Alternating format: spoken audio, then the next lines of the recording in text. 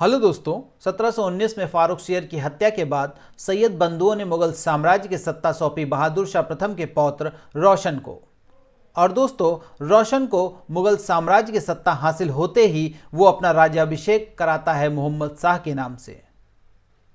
लेकिन मोहम्मद शाह का भोग विलासी जीवन शासक बनने के बावजूद भी समाप्त नहीं होता है, बल्कि उसकी भोग विलासिता दिन पर दिन बढ़ती जाती है, जिसके चलते उस समय उसके अधिकारी और जनता बहुत परेशान रहने लगते हैं।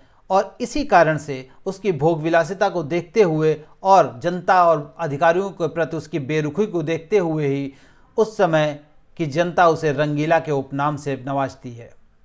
और इतिहास में मोहम्मद शाह को मोहम्मद शाह रंगीला के नाम से ही जाना जाता रहा। दोस्तों, भोग विलासिता में इतना लिप्त हो गया था मोहम्मद शाह कि उसने शासन व्यवस्था में किसी भी तरीके का हस्तक्षेप करना बंद ही कर दिया था। और दूसरी तरफ सैयद बंधुओं का वर्चस्व इतना अधिक था कि उन्होंने मोहम्मद शाह को कभी शासन व्यवस्था में हस्तक्षेप करने भी नहीं दिया। यानी मोहम्मद शाह केवल नाम मात्र का शासक रह गया था। मुगल साम्राज्य पूरी तरीके से सैयद बंधुओं के हाथों से नियंत्रित हो रहा था। लेकिन मोहम्मद शाह ने सैयद बंधुओं के वर्चस्व को कम करने के लिए एक बेहतर कार्य किया। उसने एक संगठन बनाया जिसका नेतृत्व मुगल साम्राज्य के सबसे बेहतरीन अधिकारी निजामुल मुल्क चिनकलिज खां और शहादत खां को सौंपा। और इन लोगों ने मिलके सैयद बंधुओं को हटाने का प्रयास किया, जिसमें वो सफल होते हैं। और चिनकलिज खां ने तुरानी सैनिक हैदर बेग की सहायता से 9 अक्टूबर 1720 में हुसैन अली और 15 नवंबर 1720 को अब्दुल्ला खां की हत्या करवा दी।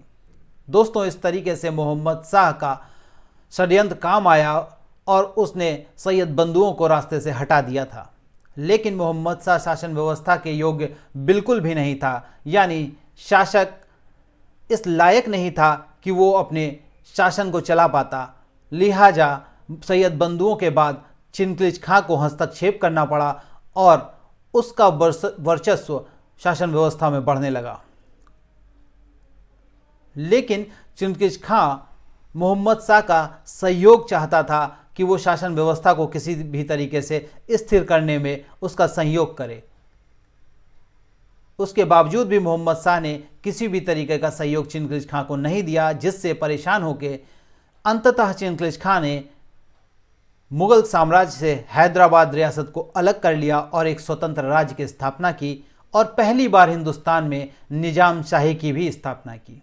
यानी हैदराबाद में उसने निजाम शाही की स्थापना की और चिनकलिज खां को ही हिंदुस्तान में पहली बार निजाम शाही की स्थापना का श्रेय दिया जाता है। चिनकलिज खां को देखा देखी उस समय के अन्य अधिकारी भी क्षेत्रों को मुगल साम्राज्य से अलग करके स्वतंत्र राज्य स्थापित करने लगे और जो भी वफादार अधिकारी थे मुगल साम्राज्य से किनारा करने लगे थे। अलीवर्दी खान ने बंगाल, जाटों ने भरतपुर, शहादत खान ने अवध, दाऊद खान ने रुहेलखंड के राज्यों को स्वतंत्र कर लिया और स्वतंत्र शासक बन के बैठ गए। मोहम्मद शाह के समय मुगल साम्राज्य का विघटन अपने चरम पे पहुंच चुका था और इसके वफादार अधिकारियों ने विद्रोह करना आरंभ कर दिया था। दोस्तों, यह सिलसिला कभी भी नहीं रुका और मुगल साम्राज्य का विघटन तेजी से होने लगा। बात करते हैं मोहम्मद शाह के समय हुए दो महत्वपूर्ण आक्रमणों की। तो 1737 में मराठों ने दिल्ली पे हमला किया और दोस्तों, जिसके बदले मोहम्मद शाह को नर्मदा से चंबल तक का क्षेत्र मराठों को देना पड़ा। और मराठों ने भी मुगल साम्राज्य को 50 लाख की आर्थिक सहायता प्रदान की और इसे सिरोज की संधि के नाम से जाना गया। दूसरा आक्रमण होता है दोस्तों फारस के शासक नादिर शाह का। इतिहास में ये एक महत्वपूर्ण आक्रमण था जिसने मुगल साम्राज्य की बची खुची जो शासन व्यवस्था थी उसको भी नष्ट कर दिया था। 1739 में हुए नादिर शाह के हमले ने मोहम्मद शाह को बिल्कुल भी नेस्तनाबूद कर दिया और दिल्ली तक ही उसका साम्राज्य एक तरीके से सिमेट के रख दिया। नादिर शाह ने भयानक कत्लेआम किया, लूटपाट की। उसने शाहजहां द्वारा बनाया गया मयूर सिंहासन और कोहिनूर हीरा भी हासिल कर लिया। और जब वो भरपूर तरीके से लूटपाट कर चुका तो अंततः 16 मार्च 1739 को वो वापस चला जाता है। यानी मोहम्मद शाह ने किसी भी तरीके से नादिर शाह के आक्रमण का सामना नहीं किया, यानी उसने एक तरीके से अपने शासन को बिल्कुल ही अनियंत्रित छोड़ दिया था और किसी भी तरीके से जनता और अधिकारियों का वो सहयोग नहीं कर रहा था।